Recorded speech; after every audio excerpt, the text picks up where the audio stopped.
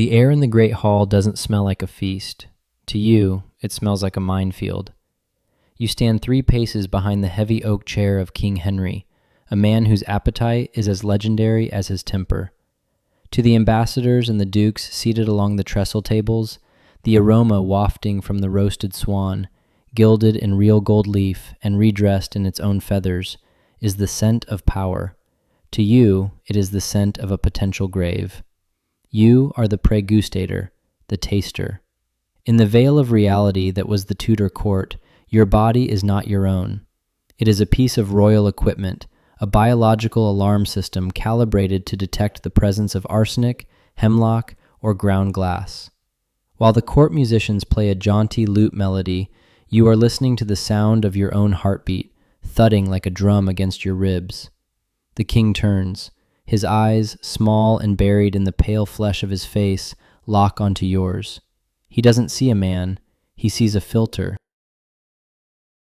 He breaks off a piece of the manchet bread, white, fine, and dusted with flour, and holds it out. The hall goes silent. This is the Assay. Every eye in the room is on your throat.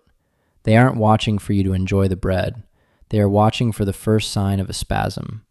They are watching to see if your eyes will roll back, if your skin will turn a sudden, bruised purple, or if you will drop to the rushes and claw at your neck. You take the bread. Your fingers tremble, just enough for the king to notice, and a smirk touches his grease-slicked lips. He enjoys your fear. It makes him feel safe. You chew. The bread is dry, tasting of yeast and the sweat of the baker. You swallow. Now, the clock starts. The next 60 seconds will determine if you live to see the sunset, or if you will become the latest piece of collateral damage in a war for the English throne that you have no stake in. You stand perfectly still, waiting for the burning in your gut that tells you the French ambassador has finally found a way to bribe the pantry boy. 1 breath. 2. The silence is so heavy, it feels like it's crushing your lungs. To understand the dread of the Great Hall, you must first survive the suffocating madness of the great kitchens. If the hall is the stage where the veil of reality is masked in silk and gold, the kitchens are where the mask is stripped away. It is a world of fire, blood, and constant low-level surveillance. You walk through the heavy stone archway, and the heat hits you like a physical blow. 5 massive fireplaces, each large enough to roast a whole ox, roar with a predatory hunger. The air is a thick soup of wood smoke, rendered fat, and the metallic tang of blood from the butchery blocks. You aren't here to cook. You are here to watch. In the Tudor court, poisoning wasn't just a rumor, it was a logistical challenge. To get a toxin onto the king's plate, an assassin had to bypass the clerk of the kitchen, the yeoman of the guard, and finally, you. Because of this, every person in this room, from the master cook down to the turn broaches, the 7-year-old boys whose only job is to sit near the flames for 12 hours a day turning the spits, is a suspect. You watch the master cook, a man whose face is permanently etched with the stress of 1,000 potential executions as he prepares the pottage. This isn't just soup, it's a complex blend of herbs, almond milk, and wine. It's also the perfect vehicle for a tasteless powder. You stand over him as he stirs the copper cauldron. He glares at you, his eyes bloodshot from the smoke. He hates you. Every time you assay a dish, you are questioning his loyalty. If you die after eating his food, he will be dragged to the tower before your body is even cold. He knows this. You know this. He takes a silver spoon, dips it into the bubbling broth, and holds it out to you. This is the first of many pre-tastes. You take a small sip. It's scalding, burning the roof of your mouth, but you cannot flinch. You have to savor it, searching for the telltale grit of ground glass or the bitter, almond-like sting of cyanide. But the danger isn't just in the ingredients. It's in the movement. You watch the hands of the scullions as they carry platters of lark and venison. You watch the sewers as they arrange the garnishes. A quick flick of a wrist over a bowl, a ring with a hollow compartment, a poisoned needle hidden in the folds of a napkin. These are the things you look for. You are a man with 1,000 eyes, but you only have 1 life to lose. As the procession begins to form to carry the first course up to the king, you realize the kitchen isn't just a place of preparation. It's a factory of fear. and you are the final quality control. The transition from the roaring chaos of the kitchen to the oppressive, watchful silence of the Great Hall is a sensory whiplash. As you follow the procession of sewers carrying the silver gilt bladders, you aren't just walking, you are marching toward your own potential execution. The king has begun his first course. The assay has been performed for the bread and the wine, but now comes the complex dishes, the pies, the spiced meats, the sauces that could hide a multitude of sins. This is the waiting game, and it is the cruelest part of your existence. Every time you take a bite of a new dish before the king, a metaphorical clock starts ticking in your brain. In the Tudor medical mind, poison didn't always strike like a lightning bolt. Sometimes it was a slow, creeping death. You stand there, a silent sentinel in the shadows, and your mind becomes your worst enemy. Is that a slight cramp in your abdomen, or just the result of eating nothing but rich, fatty meats for 3 meals a day? Is your throat tightening because of a toxin, or because the air in the hall is thick with the smoke of 100 beeswax candles? You analyze every twitch of your muscles, every bead of sweat on your forehead. You are performing a constant internal autopsy on your own living body. The courtiers around you are laughing. They are gossiping about the latest scandal in the Queen's chambers or the rising price of wool in Flanders. To them, this is a night of celebration. To you, it is a high-stakes laboratory experiment where you are the lab rat. You watch the king's face. He eats with a predatory gusto, grease shining on his beard, completely oblivious, or perhaps entirely indifferent, to the fact that your life is currently hanging in the balance of his digestion. If you show even a flicker of discomfort, the music will stop. The guards will close the doors. The veil of reality will drop, and the room will transform from a banquet hall into a courtroom. There is a specific kind of loneliness in being a taster. You are surrounded by the most powerful people in the realm, yet you are utterly alone in your fear. You cannot talk, you cannot sit, and you certainly cannot refuse. You are a ghost at the feast, waiting for the one bite that will finally turn you into one. The king reaches for the venison pasty. He breaks the crust, releasing a cloud of steam scented with nutmeg and cloves. He looks at you. He waits. You take the bite, and the clock starts again. To be the king's taster is to be the most invisible man in the room, yet the one no one can stop looking at. In the veil of reality of the Tudor court, you are a walking omen. You occupy a strange, liminal space in the social hierarchy.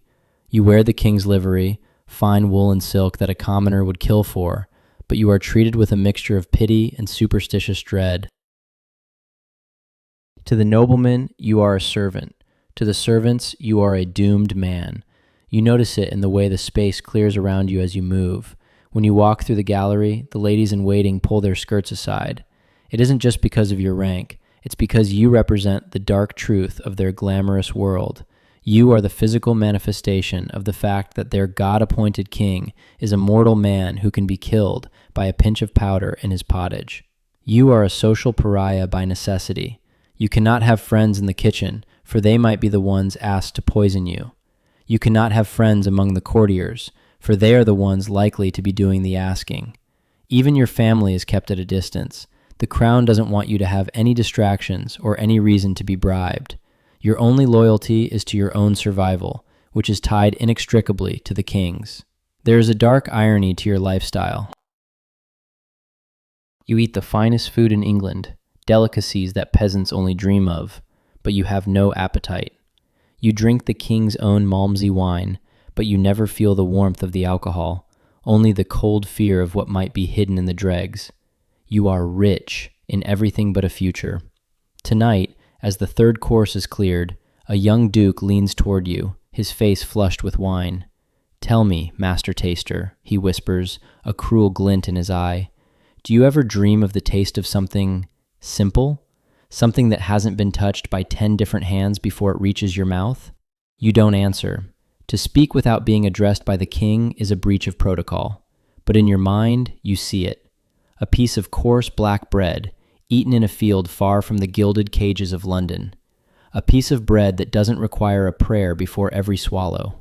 The duke laughs and turns away, already forgetting you exist. To him, you are just another piece of furniture, like the heavy tapestries or the silver sconces. But you see the way his hand lingers near his own wine cup. You see the paranoia in his eyes, too. In this court, everyone is tasting for poison in their own way.